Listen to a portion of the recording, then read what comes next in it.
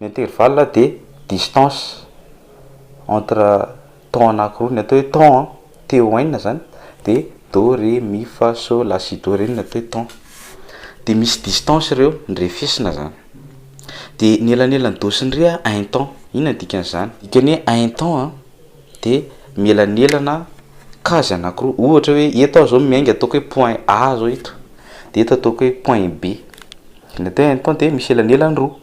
Ny atao hoe demi-temps de tsisy elanelany.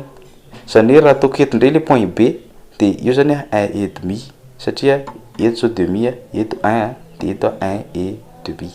Raha eto zany ny A sy ny B de 2 temps io zany. Ohatr'izay le izy. De iny mila ianarana tsinjery. Ny do makeo amin'ny ré ozy izy ny lesinao de un temps ny elanelany.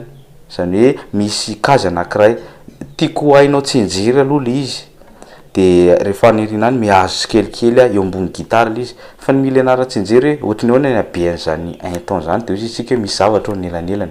Ny habean'ny demi-temps de tsisy n'inona ao anelanelany. De zay ny anarana. Zany hoe do sy ny ré ozy isika ao anaty lesona un temps. Ny ré sy ny mi de un temps. Ny mi sy ny fa demi-temps. Ny fa sy ny sol un temps. Ny sol sy ny la un temps. Ny la sy ny si un temps. Ny si sy ny do demi-temps. Zany hoe zay misy i no demi-temps ohatra ny mi sy ny fa na ny si sy ny do. De zay mila ianarana tsinjery.